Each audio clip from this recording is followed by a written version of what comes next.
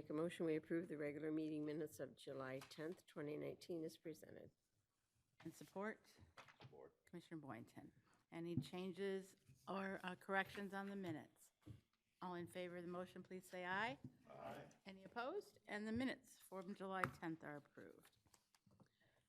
First item on tonight's agenda is a public hearing, a zoning ordinance tax amendment, a proposed amendment to add provisions allowing for senior housing developments in the township and specific regulations governing them under a new section 5.143. Is there a motion to open the public hearing? So moved. Commissioner Boynton, support? Support. Commissioner Franzoy.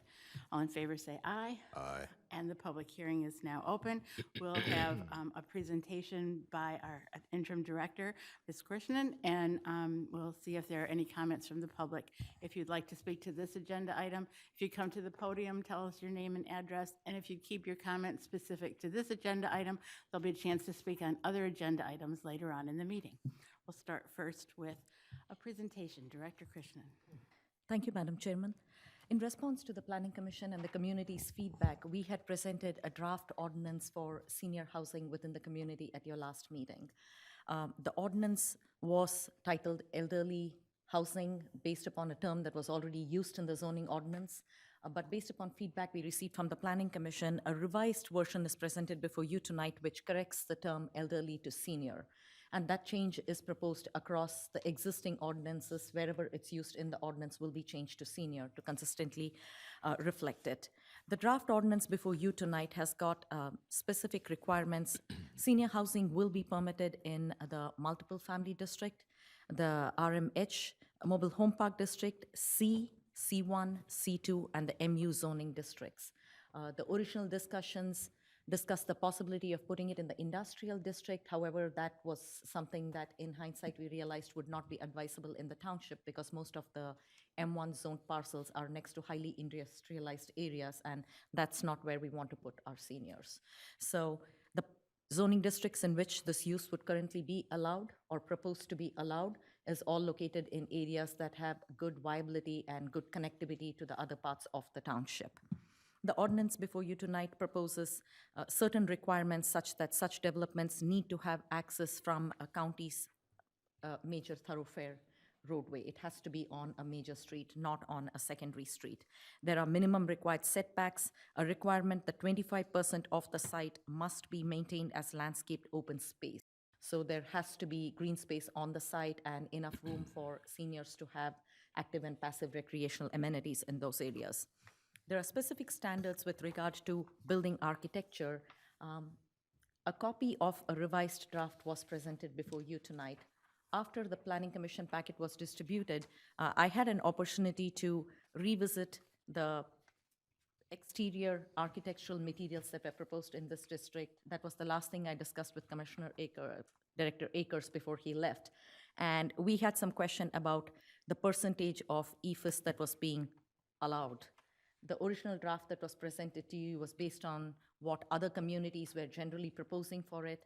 But in hindsight, we decided it would be important to keep the architectural materials consistent with what we have already required for the Belleville Road Overlay District, because we are going to be allowing senior housing in that district area too.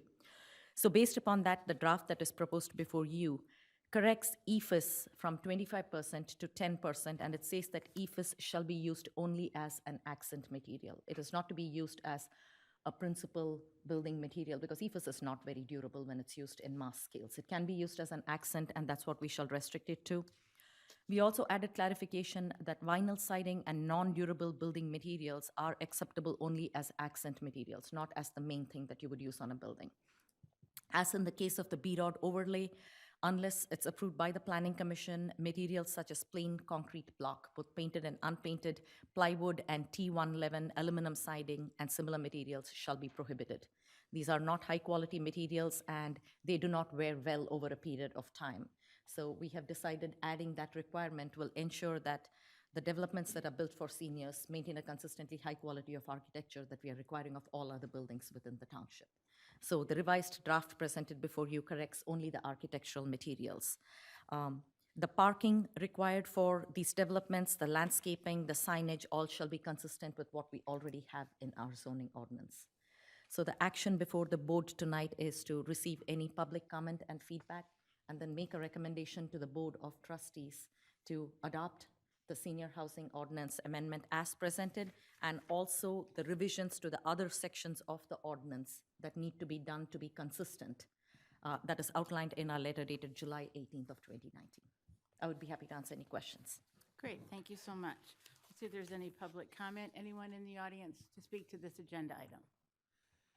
Not at this time. Any questions or comments from the commission? Nothing. Last audience. Yes. Well, I'm here tonight as a resident. Okay, can you come up to the podium? Thanks. So I just want to say that I think it is important. I'm very interested in having appropriate senior citizen housing for our Van Buren residents. As a realtor, I know that many rental properties are escalating, and they're out of the purview of a lot of seniors. So it's very important to have reasonably priced and located near shopping and transportation. We have the new Smart Bus and all these amenities to offer in Van Buren Township to our residents. So it is very important to accommodate our older population, which I'm part of. And my mother, you know, she went to a senior living place, and it's very costly, but I think we have to try to bring in moderate, different priced senior housing would be my recommendation, that we have government-backed, we have medium priced, and if we can have a higher end senior housing available. Most of the population is becoming older, and that's the demographics, that's the reality of the situation. Schools are not having enrollments like they once did because people are not having as many children, and our population between 60 and older is becoming escalated. And I'm really concerned and would like to see, as a resident, but as a trustee also, to see good senior citizen housing available in our community for our residents. Great, thanks, Trustee Frazier. Anyone else in the audience? Anything else from the commission? Motion to close the public hearing? So moved. Commissioner Boynton, support? Support. Commissioner Atchison. All in favor say aye. Aye. All right, and the public hearing is closed. So this is maybe the third or fourth time that we've had a chance to review, and we also were lucky enough to have some people who work in the development of senior housing come and speak to us before, and that's been helpful. So I think we're ready to move to new business, which is the zoning ordinance text amendment that we just had the public hearing on, and to see if there are any other questions, comments, or direction on what the material is before we get ready to send this on. So anything else to add at this point, Director Krishnan? No, I believe the ordinance that is presented before you will ensure that the township receives the whole gamut of what senior housing can offer: dependent, independent, memory care, Alzheimer's, all of it. It will give an opportunity for residents to age in place, and I think it's a well-written ordinance. Great, thank you. Commissioners, anything that you want to see added or changed in the text that's being proposed? Anything that we've talked about that somehow didn't get represented as we discussed? I think this has been a good alteration. I wasn't happy about it being in the light industrial, so I'm glad we didn't quite see that. I didn't think that was where our senior housing ought to be. So I'm glad that's been cleaned up, and the same way with the building materials. And I think this is a good start. All right, one more time, anyone in the audience? In that case, this there a motion to recommend to the Township Board? Madam Chair, Commissioner Boynton? I move that we recommend to the Township Board the proposed amendment to add provisions allowing senior housing developments in the township and specific regulations governing them under a new section of which would be 5.1.143, to include the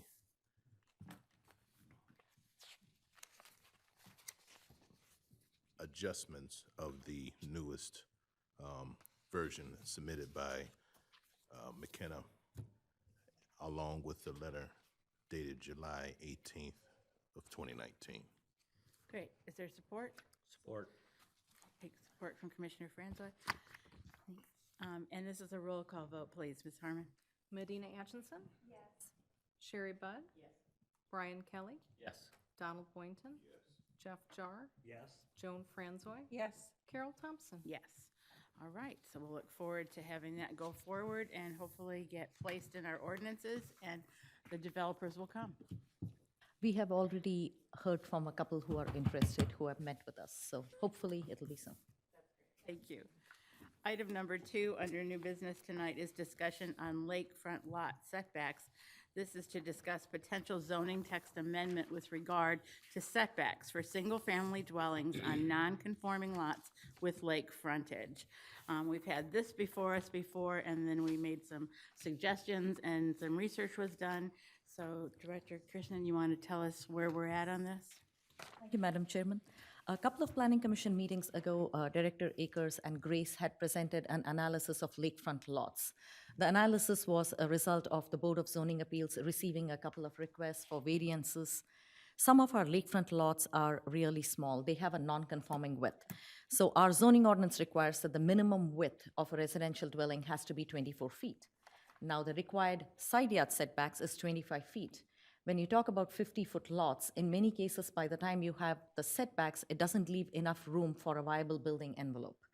So the board was receiving requests for variances, and they asked if the Planning Commission would look into this and see if this is a bigger problem that needs to be addressed rather than send people to the Zoning Board of Appeals each time. Analysis was done for the lakefront lots, and it was found that there are a bunch of lots that are non-conforming, that have this kind of limitation. And in order to, how would we allow for building on these lots without sending everybody for a variance and at the same time provide something that is reasonable and protects the side yards, which is what is required. Now, when I looked at the zoning map, the single-family residential zoning around the lake is mostly R1B and R1C. One of the tools, Director Akers had suggested various things done by other communities, but one of the best tools that I have personally come across in one of my other client communities is they did it through an overlay. We do not need to do an overlay district. This can be addressed through an amendment and adding a footnote to the schedule of regulations that basically would say, for lakefront lot setbacks, the structures on a parcel shall comply with the required front and rear yard setbacks for the underlying zoning, whether it's R1B or R1C. Where the lot does not comply with the minimum required lot width, the narrowest side yard shall not be less than 5 feet or 15% of the lot width. And the combined, whichever is greater, and the sum of the two side yards shall not be less than 30% of the lot width. Now, adopting this kind of regulation will, on a 50-foot lot, the required side yard setback would be 15% of 50, so it would be 7.5 feet. So you'd have 7.5 feet on each side, 15-foot total combined side yard. It will give you a building width of 35 feet, which is a reasonable width for a dwelling and providing for a garage. It allows for a reasonable building envelope. So our suggestion is, if this was still in the discussion phase, so it's presented before you tonight to get your feedback and thoughts on, is this one way you would like to approach this non-conforming? Because this is sort of a sliding scale system now. Depending upon how wide your lot is or how non-conforming, your side yard is a percentage, so you will be consistently applying it. It's not like you're requiring a 5-foot side yard for a lot that is 50 feet, 60 feet, and 70 feet. By applying the percentage, you're equitably requiring the same side yard setback for everybody. It's a fair distribution and requirement. So this is a tool that has worked well on a practical application that I have experience with. So this was one of the suggestions I wanted to bring before you, if this is an approach you would like. If not, any other suggestions are also welcome. Okay, great, thank you. How do people feel? Chair. Commissioner Boynton? Question for staff. How would this help you guys for operations in the office? In terms of applications for building permits, it would allow for a smaller lot to be, to meet by allowing for a smaller lot with the side yard at 50-foot lot, which we deal with a lot. If we have a 50-foot lot and they want to do an expansion of the back of the property, sometimes they get into a lot of trouble with where the building exists now because it is inside the newly established, the current established side yard. So their addition is much, much, much smaller. So additions would be helpful. A lot of new construction on garages would be helpful in this instance. And frankly, new construction. New construction will, this will allow new construction for lakefront lots that can meet a safe side yard setback. This allows 15 feet of side yard that can be used for light fire safety and access for the back of the lot and to the front of the lot. These things are all good things for the township that we want to try to establish. Currently, with some of the 50-foot properties that are in other subdivisions, or that are already divided on the property, they're pretty much unbuildable because of the way the side yards are set up. So a lot of times, these properties will sit. So this allows for some benefits for the building department to be a little bit more gracious in permits. It allows for the planning department to be a little more gracious in potential developments. All our other rules still apply, but this allows a little bit more avenue. And I'll allow Vidya to potentially add anything she'd like to add to that. Yeah, I think Matt summed it up. This will allow for buildable. It is advisable not to send property owners to the Zoning Board of Appeals unless it's absolutely necessary. The Zoning Board of Appeals should not be a means to develop a property. It is only in extenuating circumstances with unnecessary hardship that you should send people there. It shouldn't be a means and a waste. When people repeatedly go to the Zoning Board of Appeals for the same thing, it means it's time for the zoning ordinance to be fixed, which is where we are. And the reason I did suggest in the ordinance that no matter how narrow the lot, the minimum side yard width should be 5 feet is because 5 feet is considered by most fire and emergency access as the minimum width required in order to make it in the event of a fire or other emergency to the rear yard on the lake. So no matter how narrow, minimum will be 5 feet, and it'll go above that if it's non-conforming based on the percentage. Okay, thank you. But what I was thinking, Matt did cover as far as the expansion of like a garage or and along the sides as far as for access in case of emergency. That's what I was thinking about. Okay, thank you. Thank you. Other questions or comments from the commission? Sure, Commissioner Franzo? For staff, is this just lake lots? Yes. It clearly, this type of rule would not apply to lots that are not on the lake. It would create issues if you're, on the lake, the lots are smaller, the property's more valuable. Yes. This is specific to the needs of lakefront lots. Okay, thank you. The chair. Can I get Commissioner Jar next, and then I'll come to Commissioner Atkinson? When did the minimum lot width become 70 feet? Were the 50-foot lots around the lake created before we had zoning regulation? Is that they're legal non-conforming lots? Is that A lot of the lots that are 50-foot lots were lots that were created prior to the zoning, and then there are also some that have covenants and restrictions on them that say if you're going to build on this 50-foot lot, you have to own at least 2 of the 50-foot lots or 4 of the. So there are instances where some of these properties have been split off and not built, and now people are looking at them like, well, if I have it, why can't I build on it? And one of the reasons is because of our setback rules. So In many communities, lakefront lots were created as getaway lots. There was really, many of these do predate the zoning ordinances in most communities. I'm not sure when these setbacks went into place in Van Buren Township, but in most communities, lakeside communities, they generally predate the zoning ordinance and they become a zoning lot of record. They were originally platted at that width and zoning came afterwards and the setbacks were established. So now they are legal lots, but technically, they're not buildable because by the time they do the setbacks, they cannot meet the other building code requirements for minimum width and dwelling size.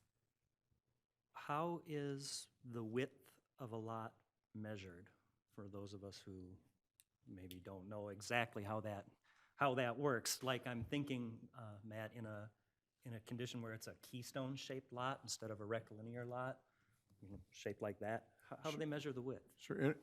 I'm going to defer this to the interim director because she has the answer on the tip of her tongue and she wants to say it so I can see badly. that. Sorry, interim director. I shall actually go specifically to the ordinance itself and tell you exactly how the lot width is measured. And the ordinance does have specification for when you have a pie-shaped lot or a corner lot, something that is not a perfect rectangle, how the lot width is measured. Give me just 1 second. I should be able to, okay. So when we would apply this rule, we would use the zoning ordinances standards that are existing because we're not changing those. But Defined as the horizontal distance between the side lot lines measured at the 2 points where the front yard setback intersects the side lot lines. So basically, you would take the street, you would measure 25 or 30, whatever your front yard setback is, you would make a point on both the side lot lines and the line you draw, the width of the lot at that point. So even if it's a pie-shaped lot, the width is measured where that is how you can develop lots that are on a cul-de-sac, because technically if you look, their frontage on the street is minimal, but the front yard, the lot width actually is measured at whatever the front yard setback distance is. That would be the width of the lot. Are there many lots on the lake that are keystone shaped where they would have a significantly different side yard setback based on the measured smaller width of the lot? Let's say they've got a back lot line that's on the lake and is 100 feet, but their front yard is on a cul-de-sac. The measured width of the lot ends up being significantly smaller because 25 feet back from the front may be very narrow compared to, say, the amount of lake frontage that they have. I'm not sure how prevalent it is, but I have the zoning map in front of me, and there are quite a few parcels that are shaped like this, where they are way wider on the back than they are at the front. But unless you do an analysis, you wouldn't know. And this ordinance would provide relief for them too. When we first took a look at, oh, I'm sorry, you were up next. Go ahead, please. All right, so I don't lose that train of thought. When we first took a look at this at the request of zoning, I thought we had a short list of lots that it pertained to, and it was less than 10. Yes. Okay. On the entire lake. There was a lake lot analysis done by Grace, and there was a list of lots, which is why Director Akers has said it's not a very prevalent problem, but since the ZBA referred it back to you, we thought it important to bring it before you. It'll definitely help some lots, if not too many. Okay. Commissioner Atkinson. The chair, I just wanted to say that anytime we can be gracious to our residents, I want to help them in any way. So I'm glad that the BZA brought this to our attention and that we're addressing it, because the percentages is going to be the fairest way. If you have a 50 frontage lot or 100, it's going to be fair across the board. And I just want to be gracious. I want to streamline as much as possible to, again, be gracious to our residents, help them, want them to develop their properties. That's it. If I could add that doing this also provides direction to the zoning board and how it should be applied. We could say that the zoning board is responsible for handling these legal non-conforming lots, but then what direction do they have for how to set the setbacks? They have to consider each case individually. This does a good job of providing consistent guidance, I believe. Chair, with the BZA, they're usually going to say no. That's as they should. I almost think it's set up so that the planning commission will handle it now. They're not going to have to go to the BZA. We will be able to make that, you know, Or it goes to staff on a single right, lot. right, yes. Right, But they won't have the cost of having to go to BZA. you're right.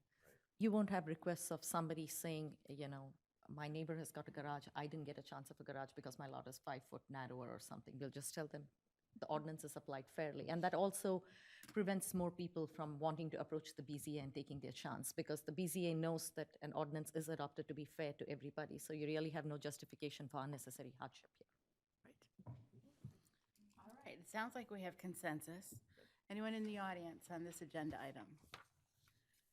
Our next step is public If hearing. you would like it, yes, please. All right, do we want to set a date for the public hearing? What's your pleasure? Look at the dates. We have to do the notification in the newspaper, so I think the second meeting in August will work because we are already at 24th. So the second meeting in August is the 28th of August. Okay. Then we would need a motion.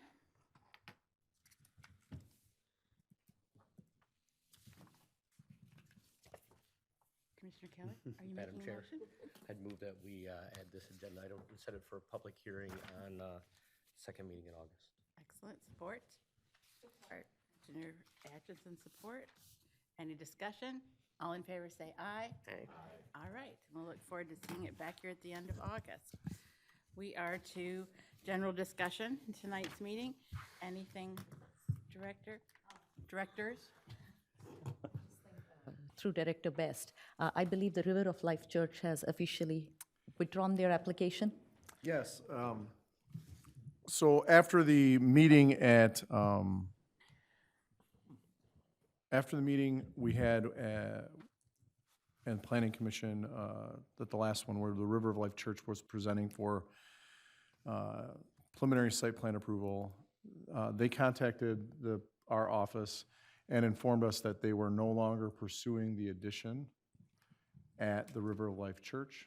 They've actually found an alternate location, and they are going to be pursuing in the township, and they're going to be I believe they're going to be renovating and doing some work there. So once I have more news on what they're going to be doing at the new location and more specifics on the new location, I'll be happy to bring that back to the Planning Commission. But as it stands right now, while we have given preliminary site plan approval, and did we do special land use as well? Yes. While we granted that, right now it is on, those motions stay in hold. Yep. The special land use will expire if the board doesn't approve it, as well as this preliminary site plan will expire after a year as well. So that's where we're at. We're going to continue to work with them and see what we can do to help them expand their congregation, so, in the township. Great, thanks. I Yep. appreciate getting the update. Anything else under general discussion? Staff, commissioners, anyone in the audience? If there's nothing else, is there a motion to adjourn? So moved. Commissioner Boynton, support. Commissioner Budd, all in favor, say aye. Aye. Okay.